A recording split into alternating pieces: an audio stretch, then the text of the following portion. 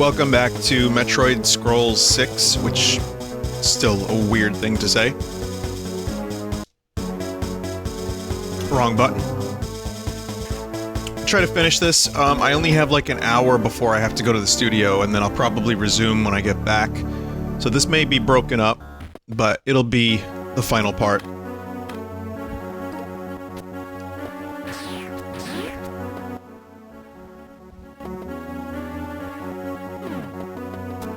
Alright, there was this cool space tile. So, welcome to the video, everybody. I hope everyone out there is doing okay. Listen, there is a fucking menace of a song that currently exists. It's a fucking Applebee's promotion song that somehow has like 25 million views on YouTube. It is the most catchy, most awful, vapid, I'm gonna say cringy, I'm gonna say it, and I don't like to say it, song I've heard in many years. The way the dude is singing, the lyrics, it's so painful. It is called Fancy Like. Yes, that is the name of it. If you'd like to torture yourself, I'm not gonna stop you, but I will warn you against it, because it will hurt you. The dude who does the series What Makes This Song Stink, Pat Finnerty, who's like a newer channel that's starting to get some attention, he did a video on it already. He made a new series just to talk about this particular song, where he covers, like, you know, songs that are bad in detail, but not too much detail like his usual stuff. And it was like an emergency for him. He had to do it.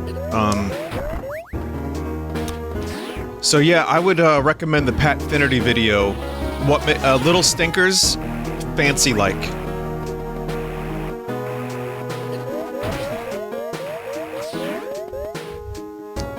But again, just be prepared. You have to, like, prepare yourself mentally for this song, because it should not exist.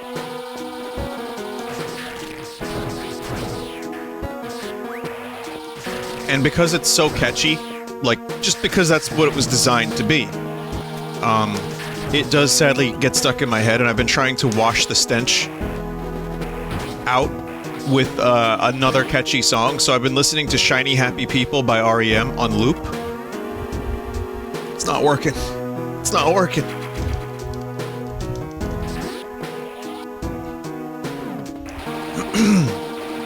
Here's the thing, when I listened to it one time from that video, I was fine, because I didn't remember it, like, well enough to recall it. Now that I have heard it more than once. Oh, there it is. Well, I guess we're going back up then. Shit. A little bit of backtracking, but that's fine.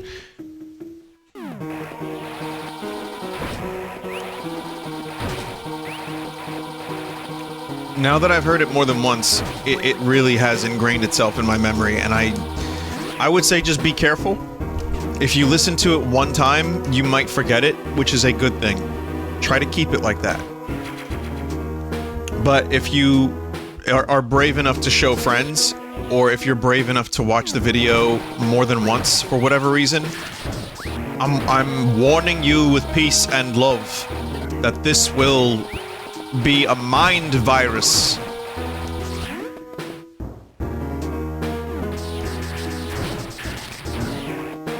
And it's a shameful mind virus, because it is just the way the song sounds. Really, like, it activates some quadrant of my brain that it like kind of makes me feel nauseous,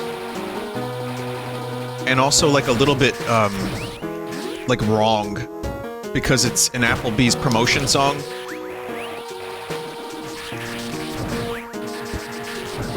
Here, without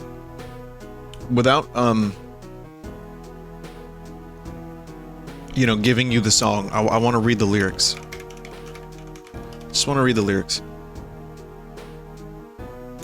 My girl is banging. She's so low maintenance.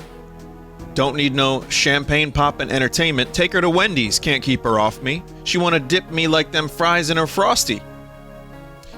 Yeah, we fancy like Applebee's on a date night with bourbon street steak and an Oreo shake.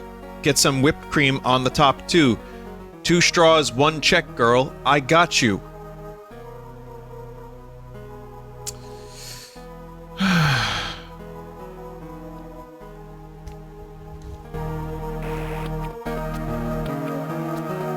The pain goblins are just, like, playing in a loop in my head right now. Like, actually... Like, the snakes begin to laugh, plus pain goblins. The thing is, though, I can't actually even tell you if it was written specifically for Applebee's. It sounds like it was, but there's also a Wendy's ad in there, too.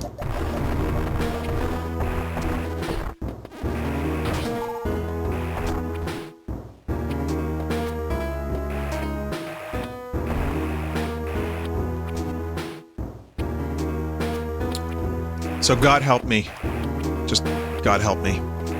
Anyway, back to Metroid. So Metroid... I've been seeing the commercials for Dread, and I am getting very excited. And it is finally happening.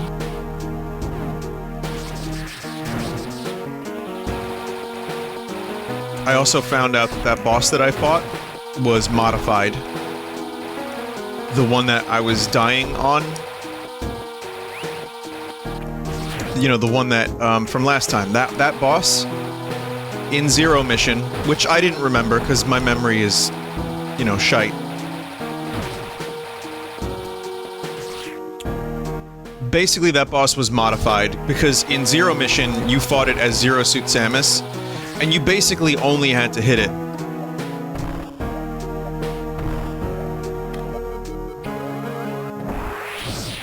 You only had to hit it, like, 1 time each phase with your blaster in Zero Mission. As Zero Suit Samus, rather. So that explains a lot.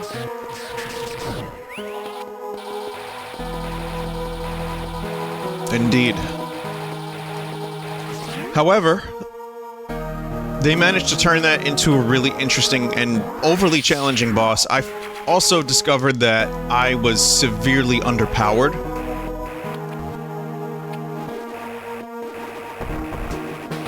Like, there were more energy tanks that maybe I was supposed to have by the time you get there. So...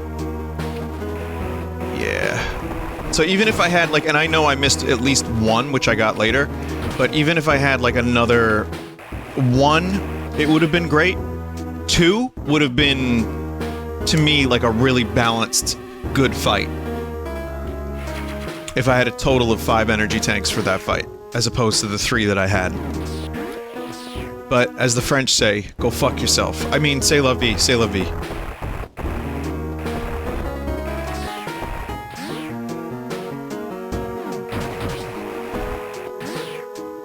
Now would be a good time for me to mention that Super Metroid Project Base was recommended a lot, which is a little modification for the original Super Metroid that adds a little bit of content, but mostly kind of just fucks with the physics a bit, which I'm always a bit hesitant about, truthfully. I'm not sure how much I want that.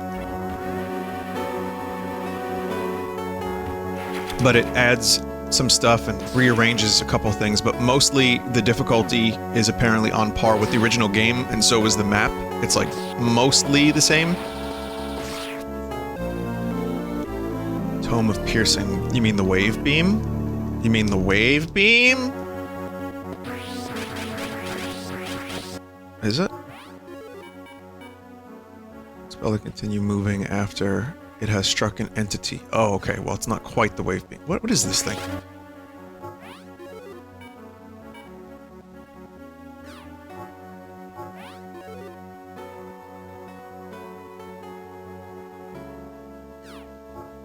Can I turn any one of these things off?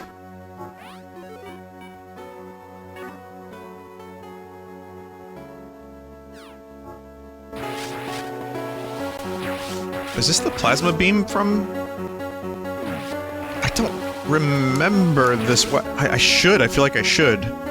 God, it hasn't even been that long since I played Zero Mission. Oh well, green shoot is good.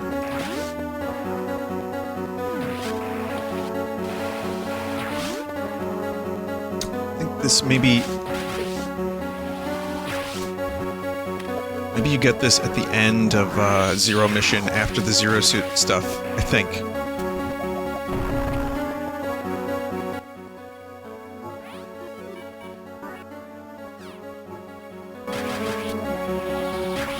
And then maybe that combined with the wave beam makes it maybe that's why I don't recognize it, because the order in which I got it's all weird. I don't know.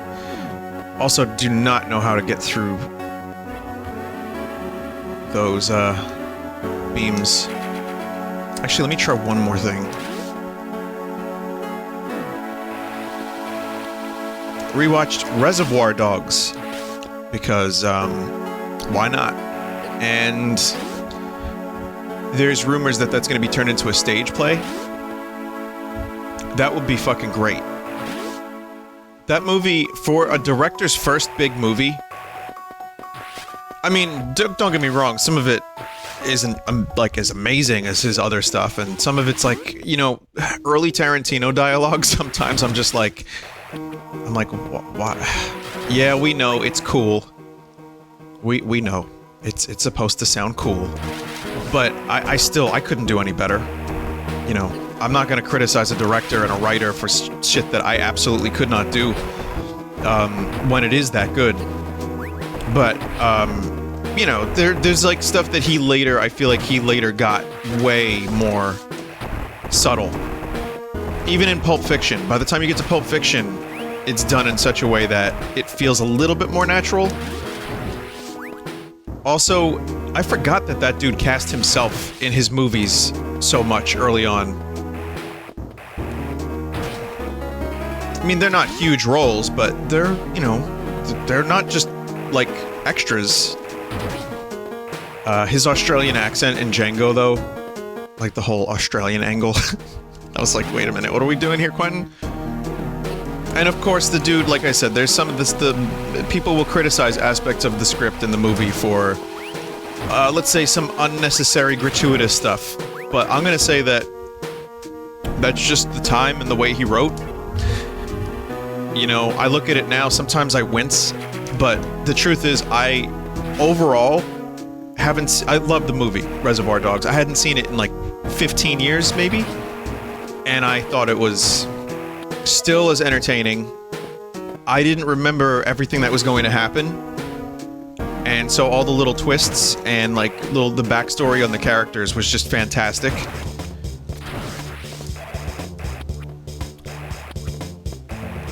So I still need to watch Jackie Brown. I have a feeling I'm really gonna like Jackie Brown, because I do love me some Pam Grier, and you know, that's the one Tarantino I haven't seen. It just isn't as easy to watch as the other stuff, because it's on Pluto TV in Spanish only. And then I have to rewatch Kill Bill, because Kill Bill I've only seen once, both parts. Which is like, you know, kind of a shame, because I remember loving Kill Bill, and I just haven't seen it. And I'm also an Uma Thurman fan. I think she's, like, absolutely phenomenal in as an actress. And she's just gorgeous. She's great in Pulp Fiction. I remember her being absolutely fucking incredible in Kill Bill.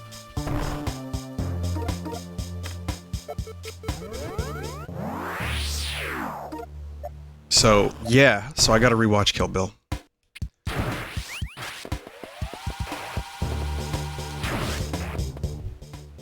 It sucks, I haven't seen her in anything lately. Like, I don't know what's going on. I don't know. Has she been cast in anything? I know her daughter, Maya Hawke, was in Stranger Things, and Also in Once Upon a Time in Hollywood, briefly. It's weird when you can see a celebrity's, like, child, and, like, you can see the combination of the two celebrities so perfectly. Because that's, to me, exactly Maya Hawke. It's amazing.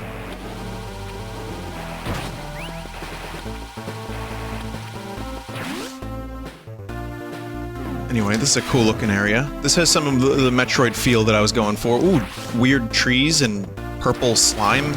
Sure. I do feel like the music betrays the atmosphere of this game a little bit, sadly. Some of the upbeat tunes take away a little bit from the Metroid feel, but it's just a fan-made, you know, ROM hack. Speaking of, there is a Metroid Prime ROM hack that cleans up the textures and adds native mouse and keyboard support.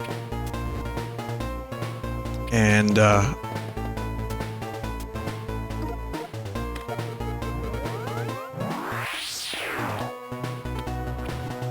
ooh, good secret. I like this secret area.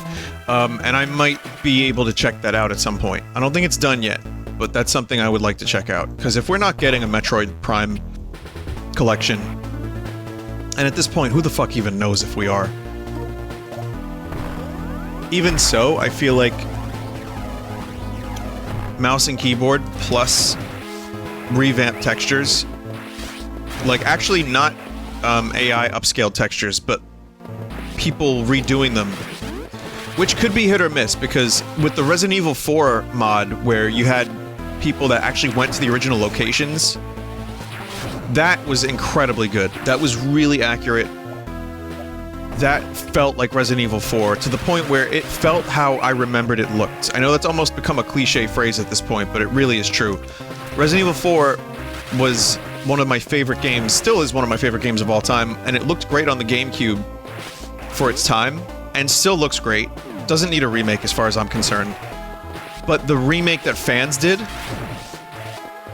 which just got an update to cover some of the bonus stuff, that was genuinely fucking astounding. And it made the game, like, 2021 worthy, as far as I'm concerned.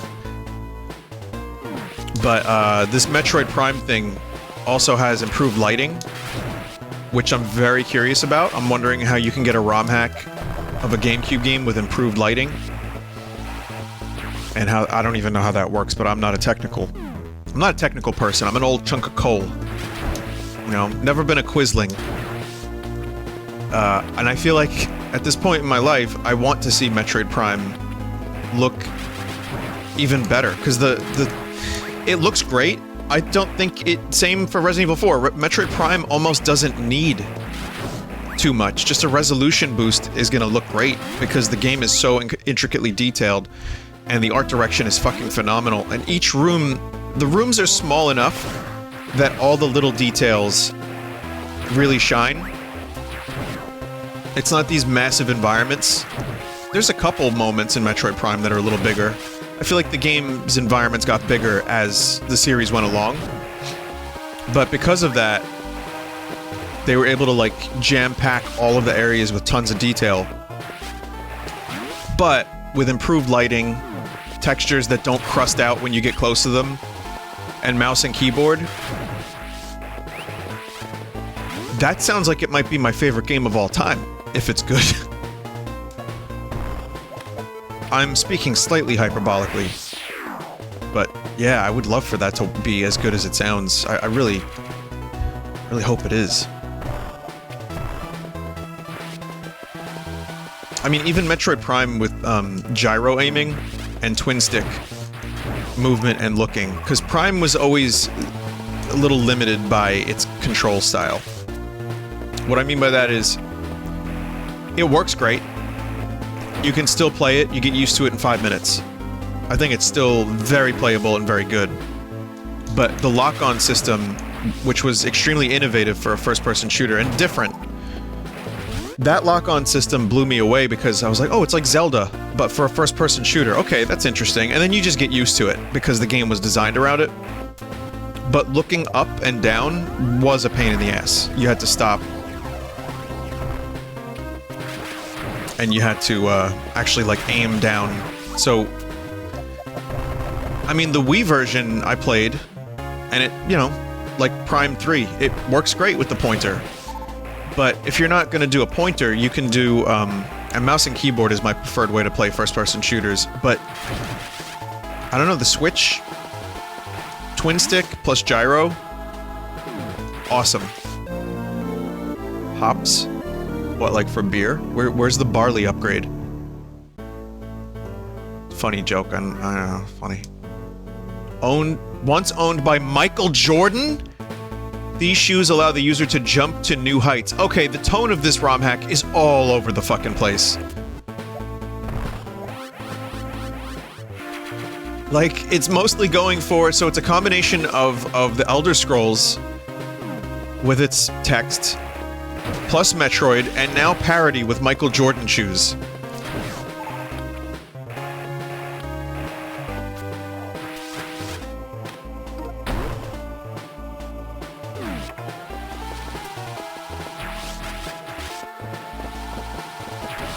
Are these, from the movie Alien? These pods?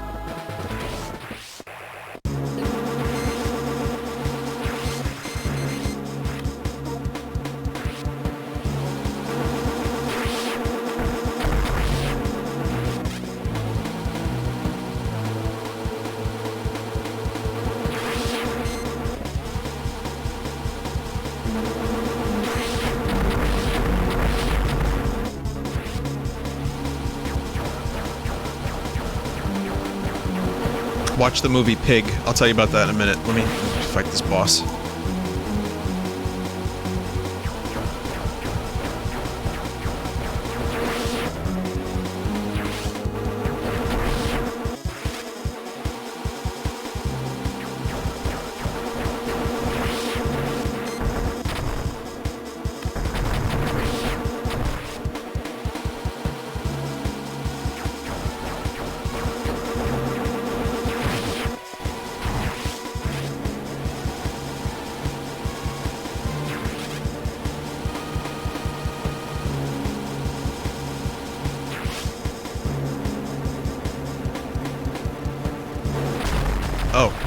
Okay.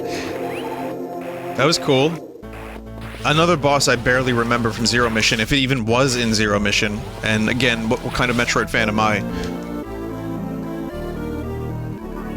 Like, damn. I watched the movie Pig. It's a Nicolas Cage movie. And I remember Red Letter Media really liking it. And I finally watched it. And it was a fantastic movie that I would recommend fully. And like Mike and Jay said, the fact that Nicolas Cage is in it, you might expect it to be like crazy. Nicolas Cage beats the shit out of people with a hammer, like he just hits their cocks with a hammer. No. It's not that. I don't even think a single cock gets destroyed. Which you would think for a Nicolas Cage movie, how is that possible? But it is a very good movie about a dude who loves his friend who's a pig. He goes, I don't fuck my pig. So just so you know, so it's not weird when you go into it. Half the dialogue in the movie is, I want my pig. Where's my pig? Oh. But the movie, the story unfolds in a really wonderful way, and you learn more about the characters as it goes along. And there is some bizarre stuff in the movie, make no mistake, a couple things. But it's mostly just a really well-written, really satisfying, kind of sad story. But a story that I'm glad I watched. It was a story worthy of telling. And Nick Cage is fucking great in it. Like, not the over-the-top Nick Cage that we all know from Not the Bees! But Just a very, like, world-weary Nick Cage. More subtle. Great fucking performance, and I think it just shows how good of an actor he is. Rewatching some of the Red Letter Media review, they're pretty much, for me, they're on the nose about it. Like, on the nose, right on the head. They're, you know, their analysis of it is great. But I noticed in the comments, the director shows up in the comments to that video, the review. And he was really happy that Mike and Jay liked it. And the director, absolutely, it's a first-time director. And it's not a high-budget movie, but yet it's only an hour and a half, too, which is great, because that's like a low-commitment movie that you can just sit down and watch and not have to think like, oh boy, I'm watching Apocalypse Now, it's now 3 hours later, and the sun is down. It's like, no, it's an hour and a half. It moves at a pretty decent pace, but it does take its time as well. And, it's a movie that, surprised me. And what I mean by that is usually, you know, you can kind of see where a plot is gonna go. Like the movie Can't Hardly Wait, you can always see where that goes. But a movie like this, it kind of surprises you in ways that make sense. It's not trying to subvert your expectations, it's just trying to tell a story with really interesting characters. And they do things in unexpected ways that don't involve people getting punched in the cock with a hammer. It's not just like action scene violence, action scene violence. I got my pig back!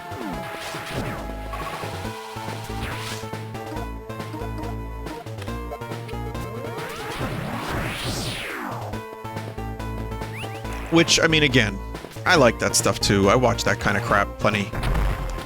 But I'm happy that this movie exists, and I would like to one day rewatch it. So, yeah, just conversation while I'm playing Metroid. Just thought that'd be something to mention, and I hope maybe a couple people check it out. Maybe they'll like it, get something out of it like I did.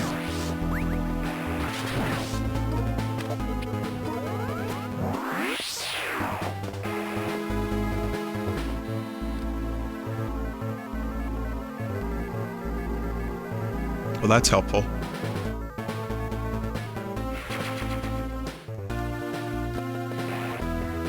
Hopefully there's no other pertinent upgrades in this area.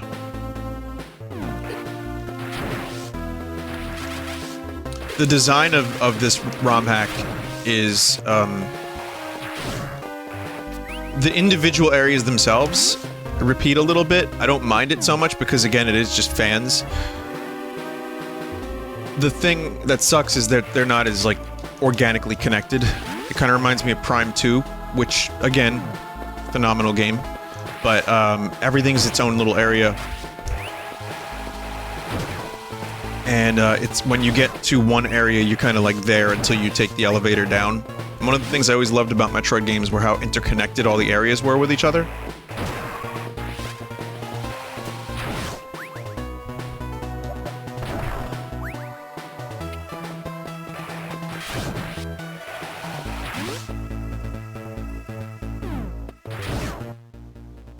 Question is now, do I go back up there to get that one room? Does that have the speed boots in it? I'm gonna say no, but I'm going to fucking go up there anyway.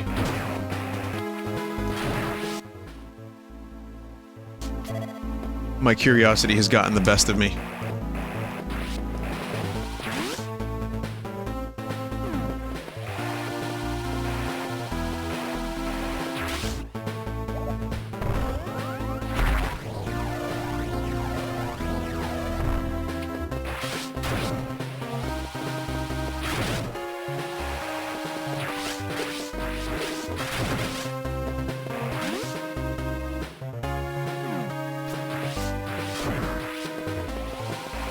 So I've experienced another edition of weird viewpoint in regard to one of my videos. And basically, there were a few people that thought I went into the Call of Duty Vanguard thing wanting to hate it. Which is weird because I was probably the most positive about it. I thought it was pretty good, the beta. And I think, that's like how I was with Nintendo stuff. Where even if I caught even the slightest hint of maybe this isn't good, you know, I would start to get defensive until I remembered, like, oh, it's really kind of not that good. Like, Nintendo can put out shit as well. I liked most of the Call of Duty Vanguard stuff, but a lot of people on the internet have been down about it. And some of its, more excessive tendencies. Oh, it's one of those, yeah, okay. It's another shooting game, except it's weird World War II with, like, hollow sights. It's, you know, gameplay-wise, it's fine. It feels like Modern Warfare. Apparently there's some flinch mechanic that I'm just, like, totally unaware of that ruins the game for some people, and I just didn't... I wasn't able to pick up on it. But, yeah, it's another one of those things, like, did you even watch the video? Because I tend to be as fair as I can about games, and I don't mind, I mean, you know, not everyone has time to watch a full fucking 2-hour video. And nor do I want to die on the hill of defending a game that I had nothing to do with making. But it's like, well, man, if my mild criticism was enough to upset someone, could you imagine the people that really criticize it? Doesn't that get boring and, like, shitty and, like, defending some company's video game to the death from all the trolls that don't like it? Or maybe people with legit opinions. God, I'm so happy I don't care about video game wars anymore. I really don't. You tell me Chrono Trigger is shit, I'll disagree with you, and then I'm done. And then I'm like, oh, well, I'm sorry you can't enjoy it. And that's it. I just can't believe, A, console wars are still alive. And they are still very much alive. When you go into a chat room of like an E3 or a Gamescom kind of thing, Xbox blown the fuck out, PlayStation baby forever! Or like, Xbox Series X is good, is sex, every game is good, suck everything else. Sony, Nintendo is babies. It's all the same shit. It's all the same shit. And it's like, it's interchangeable too. So, it's funny how it's still very much alive and well. And people are willing to defend the honor that has been besmirched, you know, besmirched honor of their favorite video game. Oh, man. Well, how you choose to spend your time that you're given on this planet. You know, after that old chunk of coal passed away, I already exist within a weird existential crisis kind of mode. That's my default on some occasions, and it's not the healthiest. I can still enjoy life in spite of knowing that, you know, what it is to lose someone, but also what it means to be here for a short time. And I tend to appreciate the time I have with people more. And the time that I have, I like to make stuff and build things up and create, as opposed to just, like, break things down. Creation versus destruction. I don't know how this conversation turned here. It sounds all very pretentious, truthfully, and it sounds... God, it's a little bit much, but...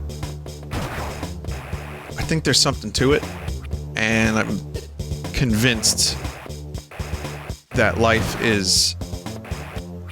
As, you know, sometimes it's real bad, but it's also how you make it.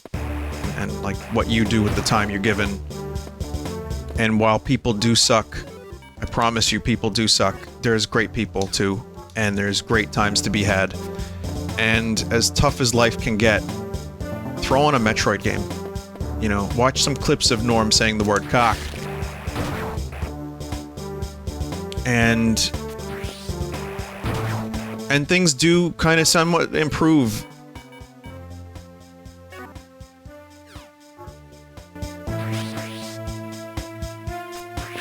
That was the wrong thing. But yeah, I'm still, I'm in awe And this wasn't even like that bad of a comment. It was more just like in my case with this person who was upset about the Call of Duty thing, like that I went in with the notion to hate the game. It's like, not really, but if you think you know me, I can't stop you. If that's how you feel, I went, you know, and did my business. That's how you feel. I disagree. I actually really want to like Call of Duty because I enjoy the shoot and I enjoy World War II games. So I wanted it to be good, and it was pretty good. I'll play it. I will play Call of Duty Vanguard more than I will play Black Ops, which did not do a whole lot for me.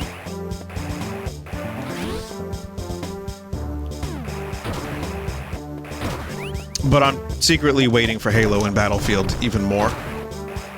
Not secretly, because I just told you, but I'm waiting for Halo and Battlefield. I really want those games, and I want them to be good. And yeah, I'm not perfect, so sometimes I do go into video game sessions with preconceived notions.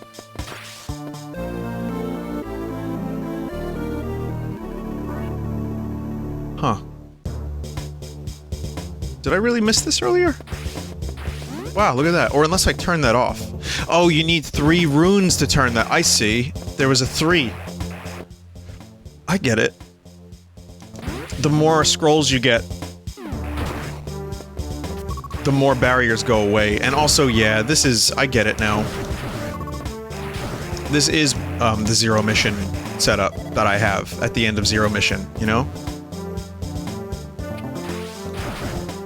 Sometimes my notion of a video game, and this is just my character flaw, and I'll be honest with you, and the Undertale phenomenon, for example, where a fan base makes me feel a certain way about a game that may or may not be what that game is.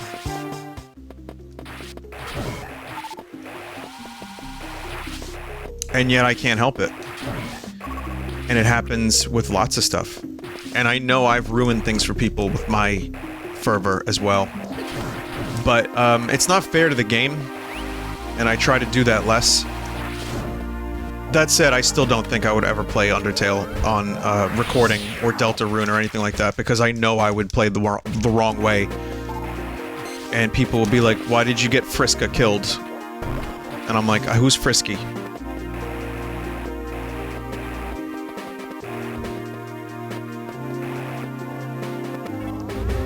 But even so, yeah, the preconceived notion is not fair, and I'm sure it's a phenomenal game that people really enjoy.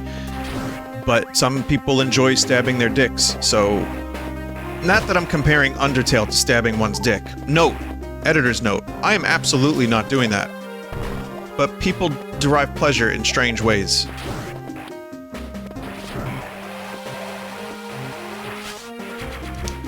Indeed.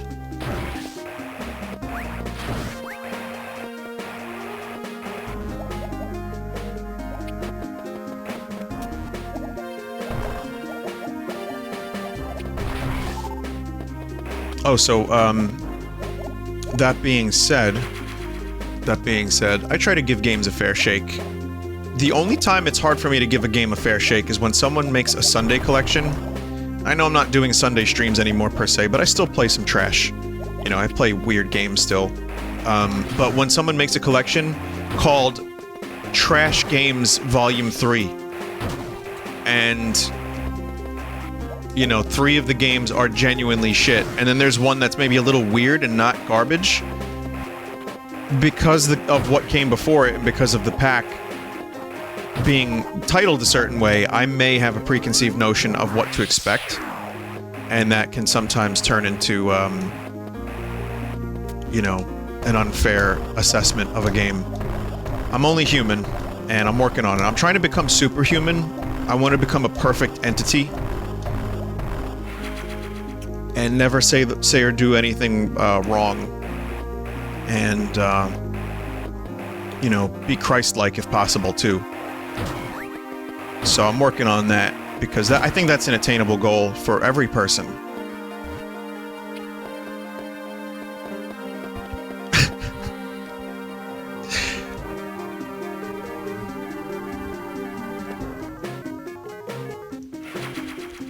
Yep.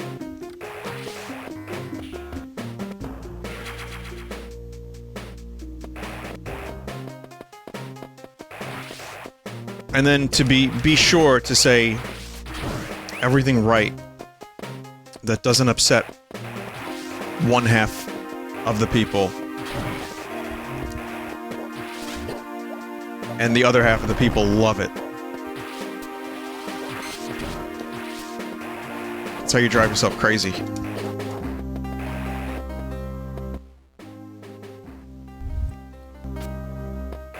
It's also how you dilute your art, your product, your personality.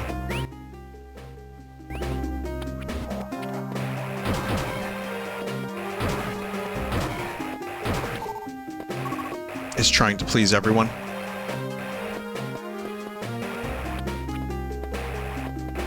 That said, I think it's a nice idea to just play some video games sometimes, isn't it? That's the thing I really like, is just sitting back, playing a video game, sometimes recording it, sometimes streaming it, sometimes just playing them on my own. And just forget about life for a little while. And try to enjoy that. One of the reasons I play Chrono Trigger many times, and have played it probably well over a dozen times to completion, maybe like almost 24, no, not 24, maybe like 15 times total, is to get that escape and also to kind of relive like the feeling that it gave me the first time. And you know what? Weirdly enough, it almost kind of works. It's like someone that watches their favorite movie once a year. Sure, it loses a little bit of its impact, but I think with certain video games, you can kind of get that again. Video games are a very potent art form when it comes to like getting an emotion, but also just kind of putting yourself fully into the art form because you're playing it. You're making the choices, and even if the game is the same almost every time, you still have control over that character and how you want to play the game. And that's why I think video games are my favorite thing on the planet, aside from music, which is still just a part of video games.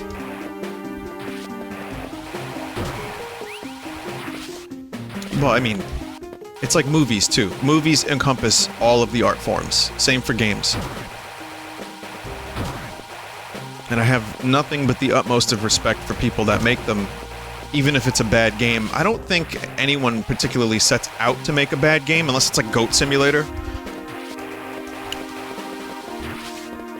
But it's gotta be a hard thing to do.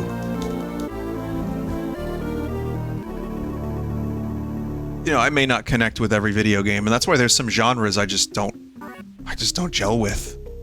You know, like, honestly, rhythm games, weirdly enough, don't do a whole lot for me. I like Guitar Hero well enough. It was fine. But, like Rhythm Heaven and all that stuff, it never really had a hold on me.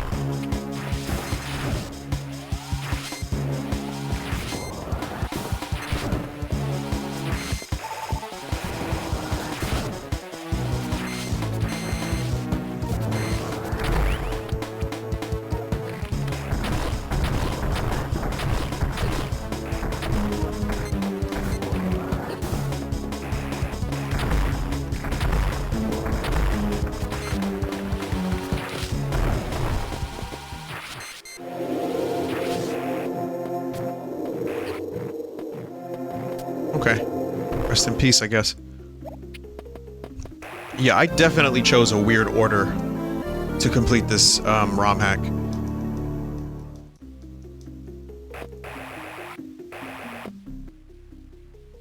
I think I went to some of the more difficult areas first. Because now I'm breezing.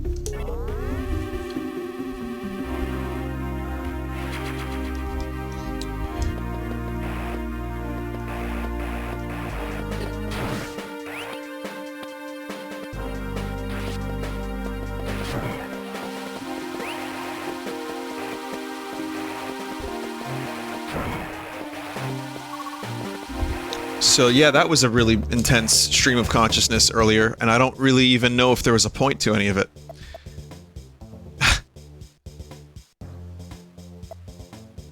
Was there a point? Is there ever a point?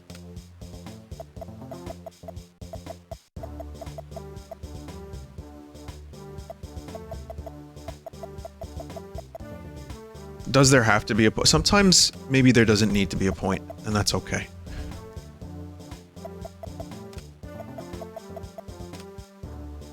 I don't know if I have to go to Umbra.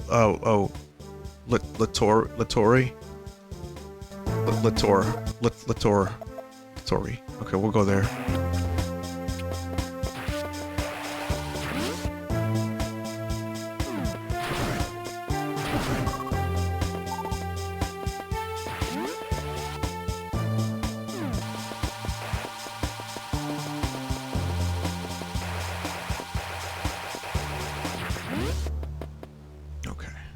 So I might be able to finish this before I have to go to the studio today, which would be great.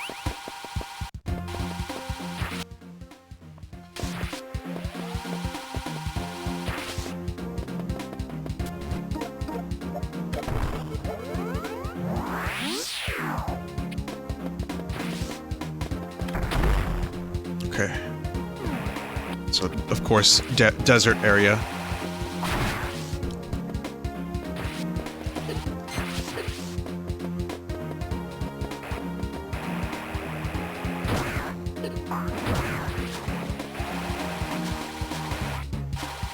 Desert with water. How's that work? Okay, so that's a speed booster, but I can't use the speed booster because I don't have gravity suit.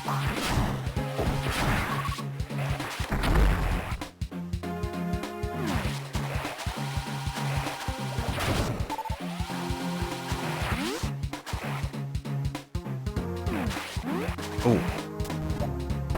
Destroyed Chozo. I'm looking forward to uncovering the secrets of the Chozo in Metroid Dread, learning more about them.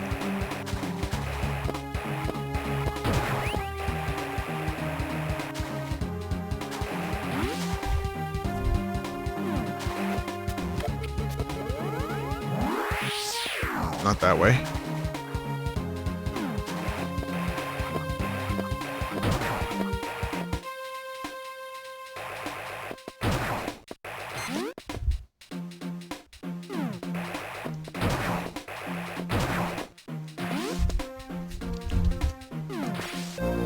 The Swole Cloak? What? It's got a good ring to it, but holy fuck. Swole. Special cloak that is known to increase muscle mass, allows the wearer to ignore liquid slowdown, prevents lava damage, and greatly increases damage resistance. This fucking Swole Cloak. Get out of here with that.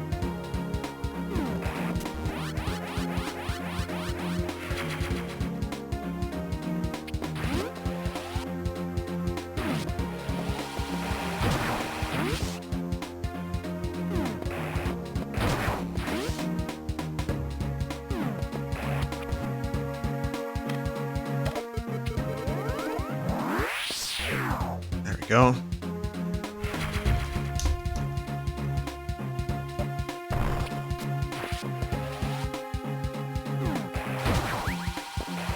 So, I don't know if I mentioned it before because my tangent was so long and drawn out and bizarre that I forgot to mention something, I think, but I was going to recommend the Super Metroid. If you're looking for something to play and you've played all the Metroid stuff, then I would recommend Super Metroid Ascent.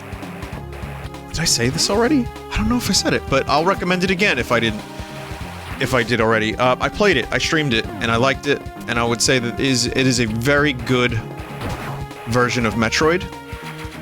It's still not Nintendo quality, because there's something kind of indelible about that special first Metroid experience. I don't know. I feel like a lot of those games are hard to reproduce by fans.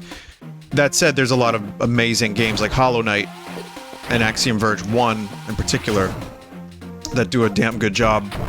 But when you have like a brand new Metroid game, it's hard to recreate that. Super Metroid Ascent gets real close. It's pretty great.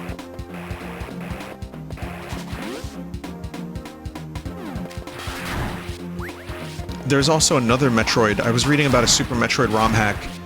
I don't know if it's Hyper Metroid or there's something. I don't remember what it was called, but it is a 20-hour long Metroid game.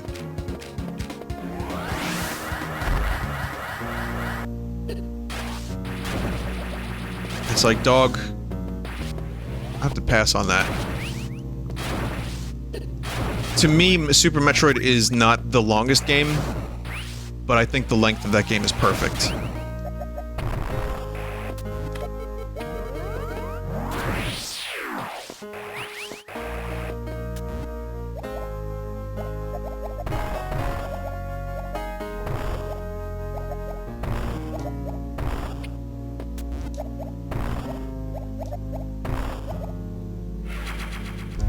And that's what I mentioned in regards to Metroid Samus Returns being a little bit too fillery by the end.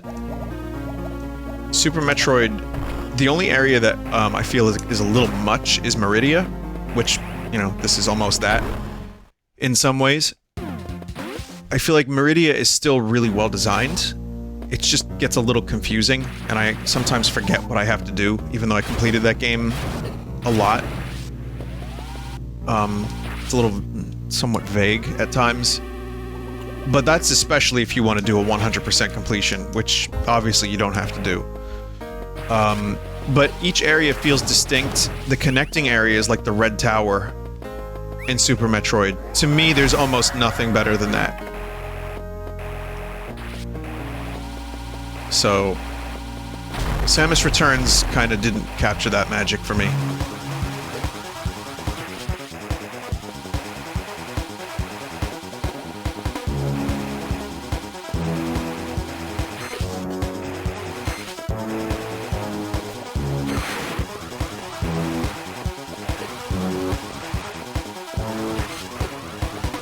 God, how fast is this fucking thing?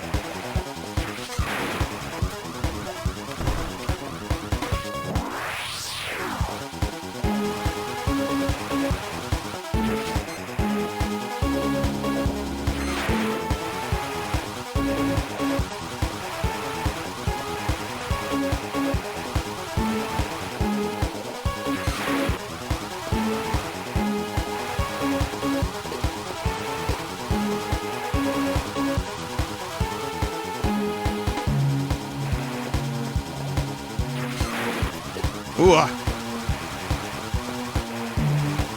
found my original Secret of Mana poster that came with the game. And it's not in the worst condition, it's actually in pretty decent condition. I just found it in an envelope, like a big one, like manila. I'm like, wow, I kept this. And I kept it in pretty decent shape. I was very happy. I got my Chrono Trigger poster framed, the one that came with the game originally. And that's a little crustier, but not too bad. It looks pretty good in a frame.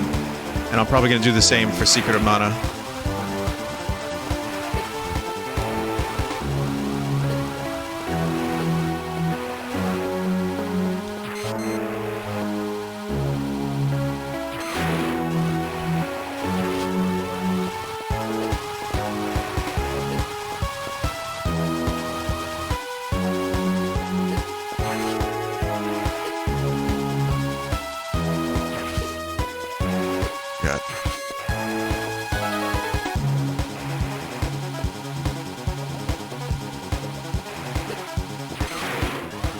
Still going, huh?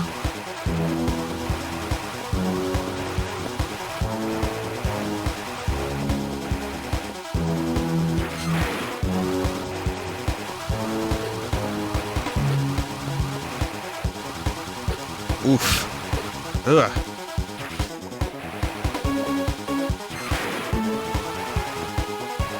Kind of safer down here.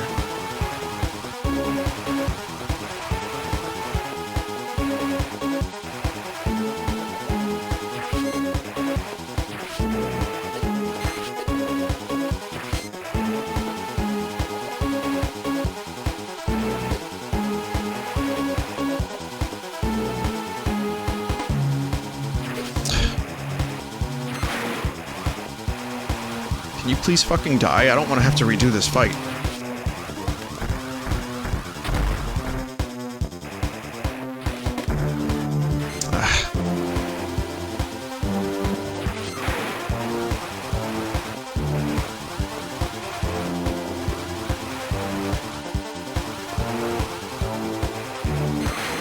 Like, this is a little insane now.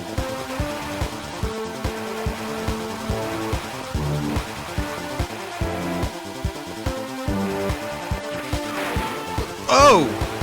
Oh! Tone!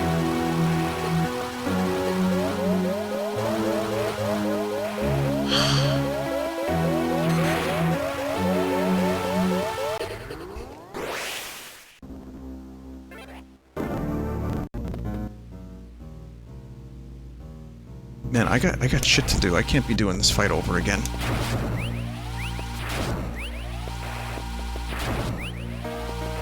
Why does it have so much health?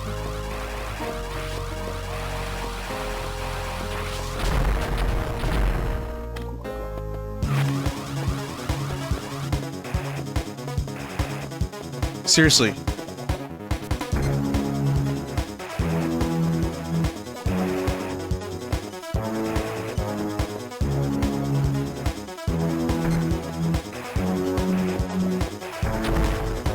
See if a super missile maybe did a decent job. It's so much harder to hit with a super missile, though.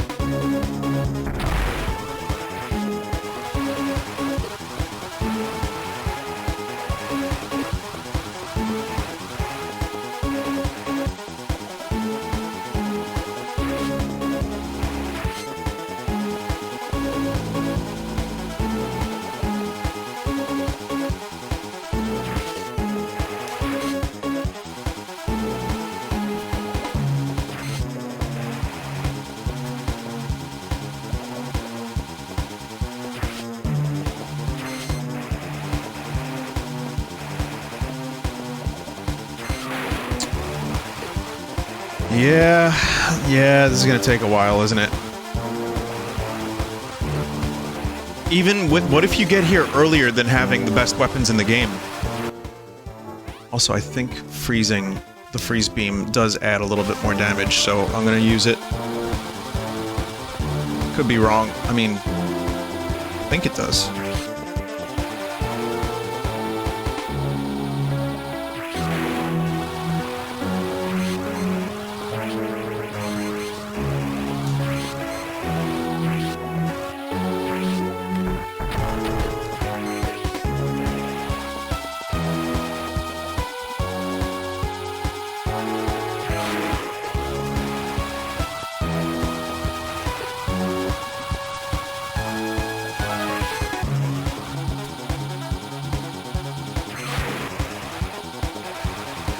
There's a little bit of malarkey going on here, truthfully.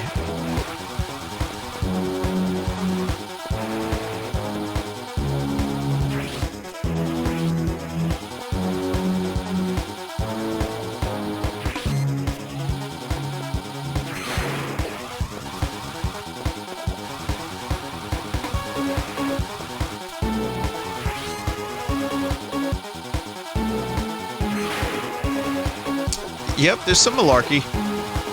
I don't want to say, you know, I don't want to speak tall tales out of school here, and I don't want to say that there's, I'm getting hornswaggled or anything like that. I don't think there's a hornswaggling, but I do think maybe a little malarkey. Just got a little too much HP.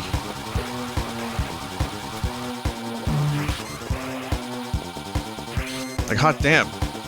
Hot damn. Hot Carl.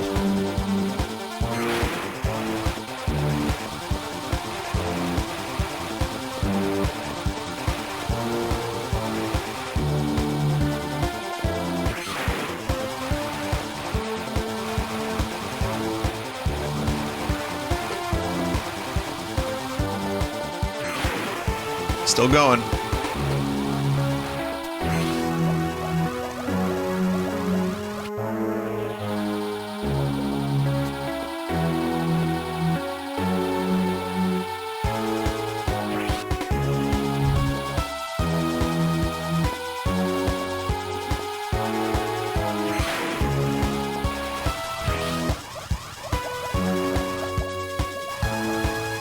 I wonder if it could even hit me if I'm just a ball.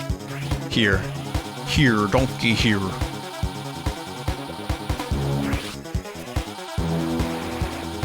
God, what's the Ridley fight gonna be like?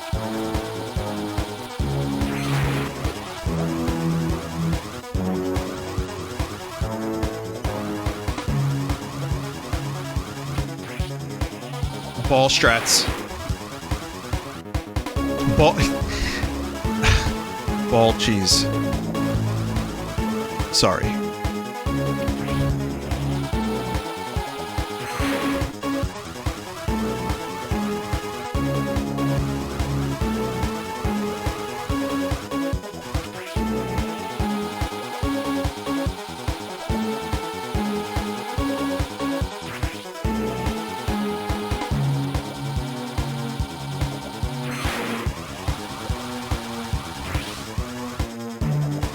Yep.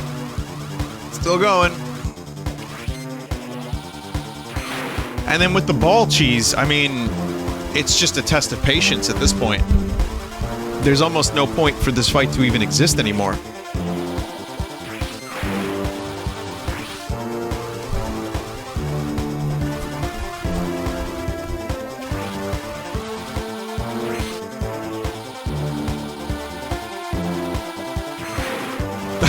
Still going.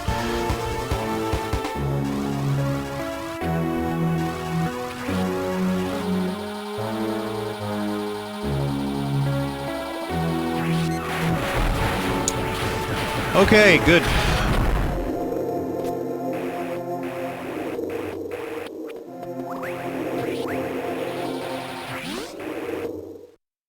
It is done. All runes discovered. Now, I actually have to go. You won't notice the difference because the video will be spliced with my footage later. But that's all 6.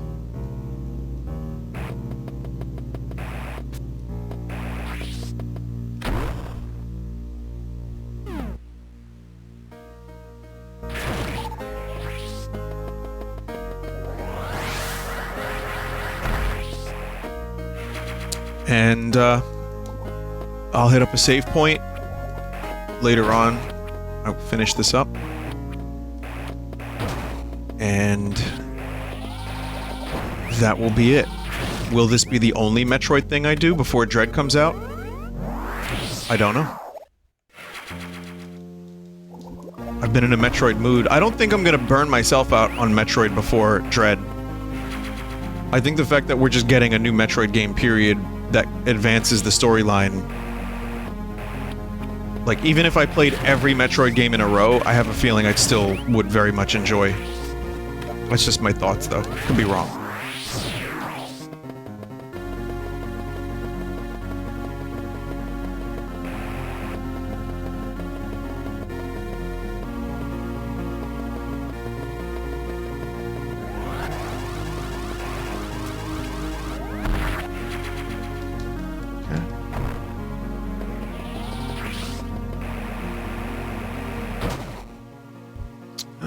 Save point down there. There's also a map room. I wonder if the space jump is in this game, in this ROM hack.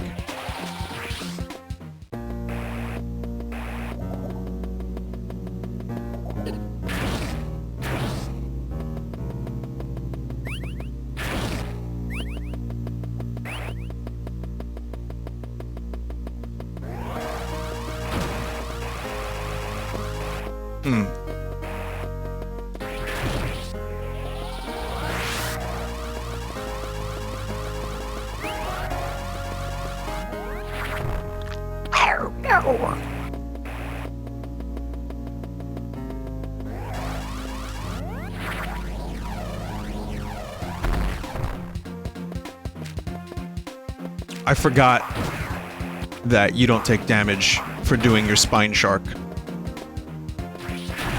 in this one.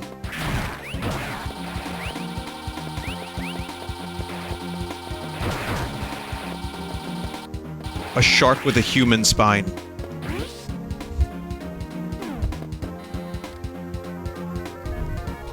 If anyone wants to make a low-budget horror movie, you can have that concept. I don't need it. I've got plenty of other concepts, like Under Potato, the movie.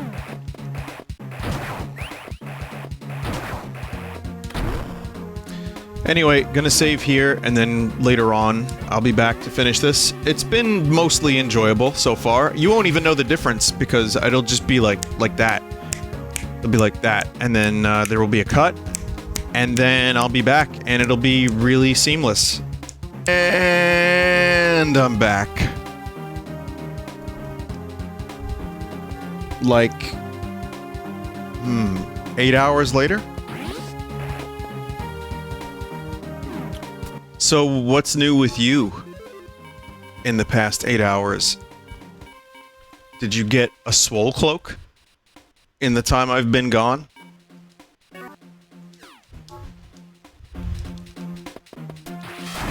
Well, music is going pretty alright. And I feel like this album is coming along nicely. I don't want to give away too much, and I know I've been vague, but you know, part of the fun is the surprise. But I'll tell you what, it has a title, as you know.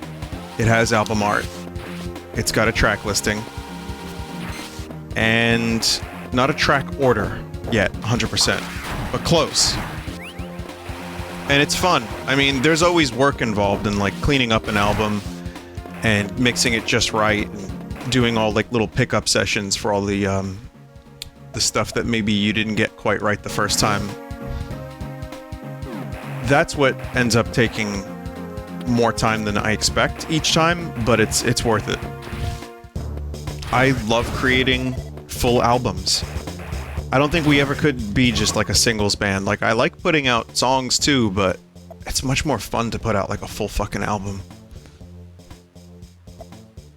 So now, the question is, where do I go? You know? Where... Maybe the space area? Umbra? That's my guess.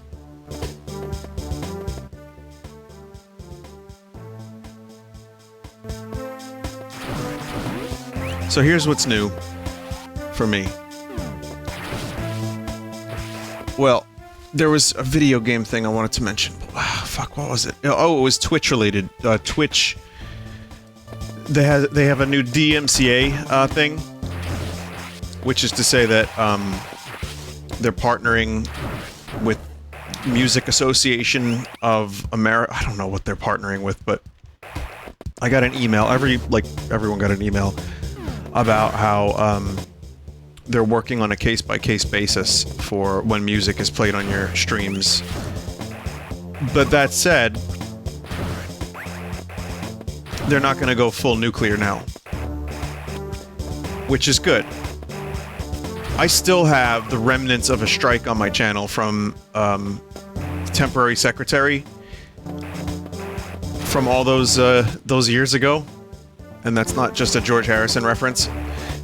It's really quite shitty, but that's what happened. So, I mean, it was from like a clip. Of all things, it was from a clip.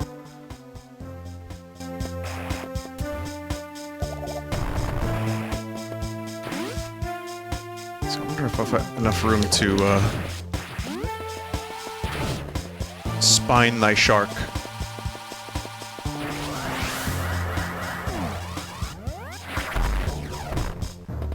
Yeah, just enough.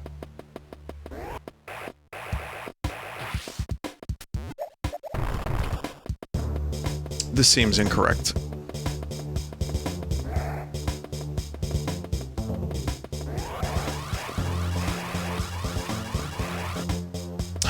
Damn it. I have a better solution for music on Twitch, and I'll tell you about it in a second.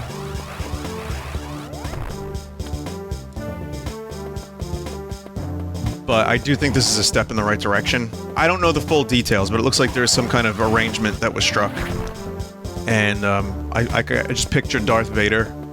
Pray I don't alter the deal any further.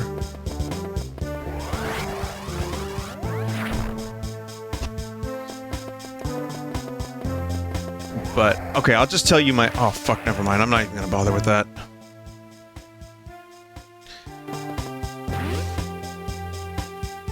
No. Not gonna do it.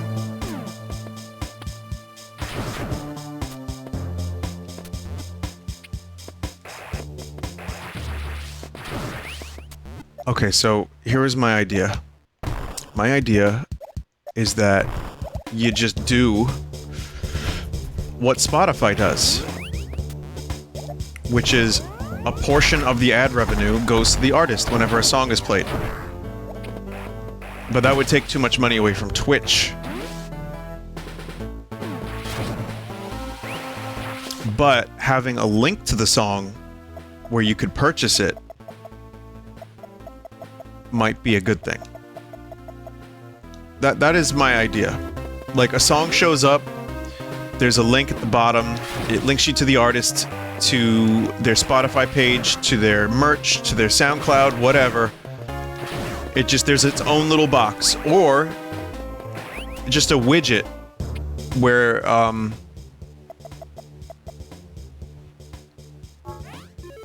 whoa. Where on the screen, like, this would be a Twitch-created tool, where on the screen it would show the name of the artist in the song. And where you can purchase it.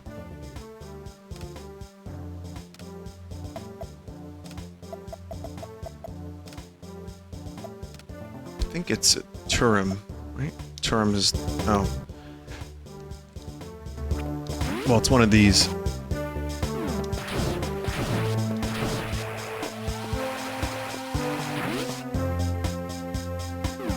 And you can even, like, have, you know, let's just say that that happens.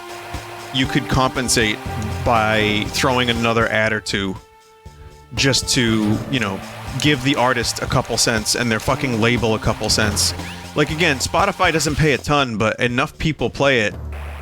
In time, you know, it becomes, like, you know, it adds up. Like, even me, I don't make a ton of money from Spotify, but over the years, it kind of adds up. Especially the more songs you have.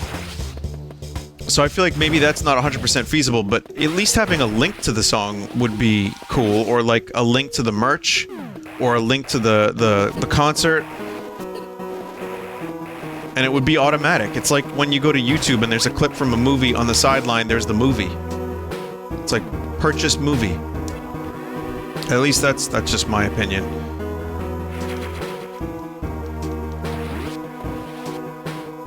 The only downside to having your music played on Twitch is that someone can play it and it doesn't... what's happening doesn't fit the music. That's the only downside. Like...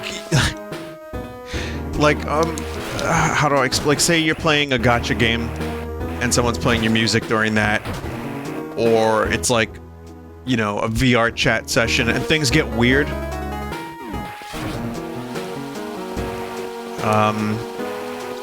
I don't know, I mean, just unfitting weird times to have your music played. I guess that's the only downside I can think of, and even then, it's like, well, you know, that's not that big of a deal. Like, I want to say get over yourself if you're an artist, because once you release the music into the world as a finished product, it's no longer yours.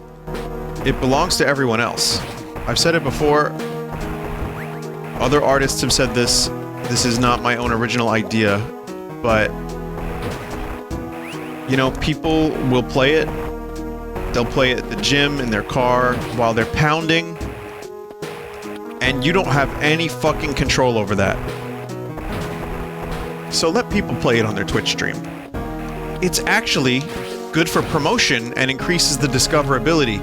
You know, if you have a good song, people will play it, and people will be like, what's that song? I want to check it out. I want to listen to more like it. I want to listen to that album.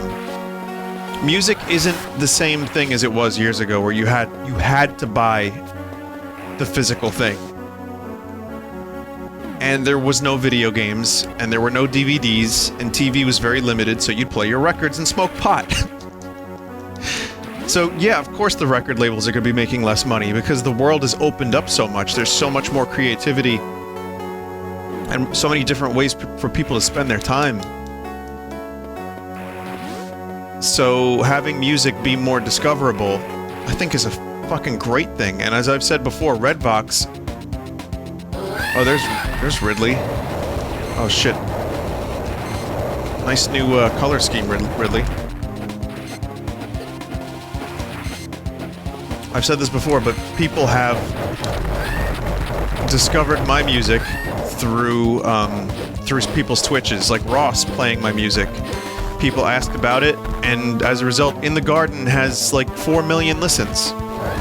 That's not all just Vinesauce people. That's like word of mouth, and because I think we made a pretty good song, if you'll allow me to be egotistical for a moment, which I don't... I'm weird about that. But I do think it's a good thing. I really do think it's a good thing to let people play your music on their Twitch. So this whole... It's a step in the right direction, but I think it could be even better.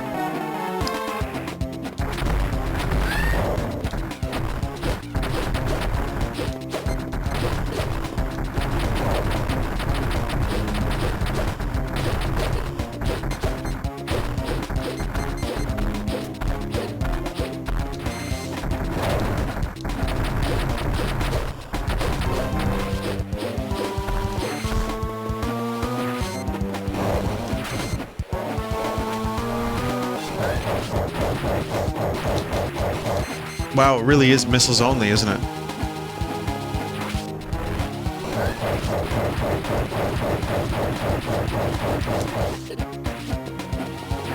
Am I screwed?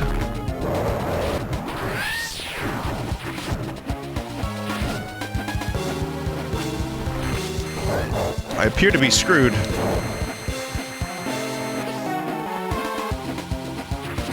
Well, this isn't really great design. I don't know, that seems a little fucked. Like, at least the charge beam. Like, give me the charge beam.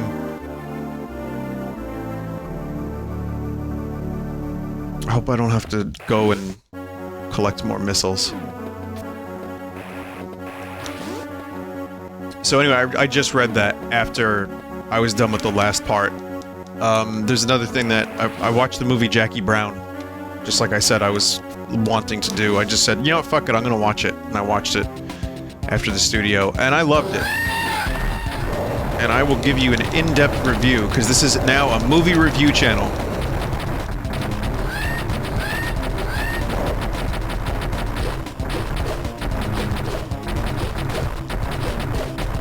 Yeah, damage boost.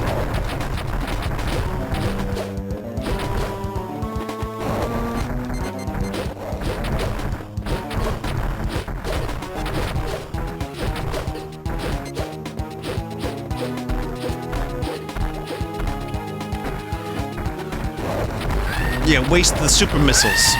Most important thing. Yeah!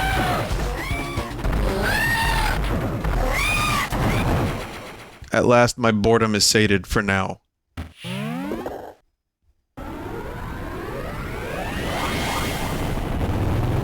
I can't tell if this was a parody or deadass.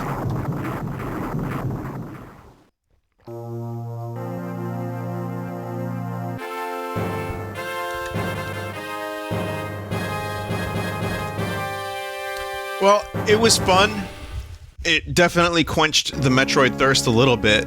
It wasn't as good as Zero Mission, but it rearranged some things in a satisfying way, and others not so satisfying, but I don't regret the experience. It was short enough that its shortcomings didn't feel so weird. And, I'm hyped for Metroid Dread. Awesome game. It's Zero Mission. And yeah, sure, this ROM hack was pretty great in its own way. Not bad.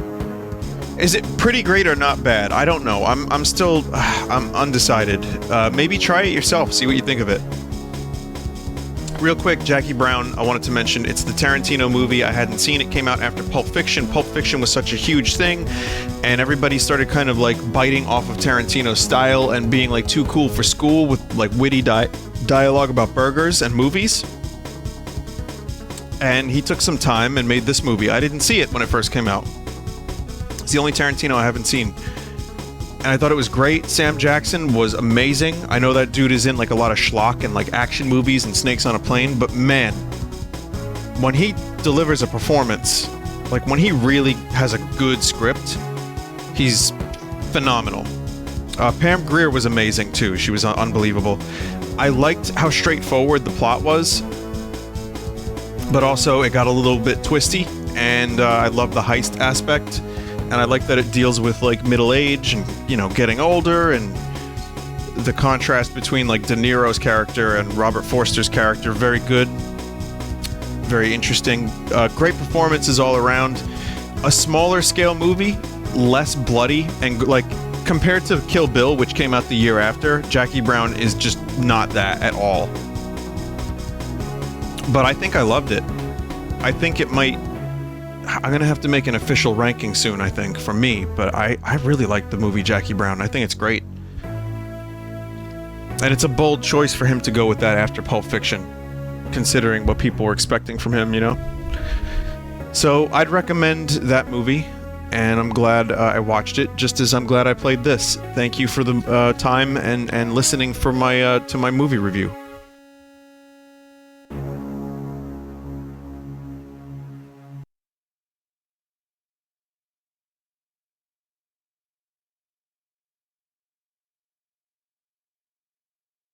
Samus. That background.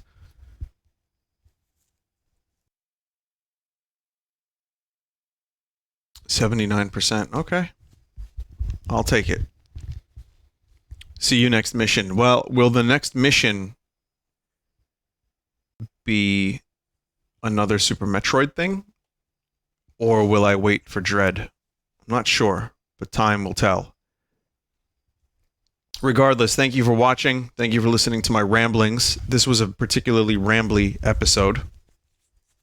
And Metroid is back. And I'm excited for Dread, but also I'd like to do Super Metroid. If not before, then sometime after Dread, just because I've been jonesing to revisit that. Okay, take care, everybody. See you next mission.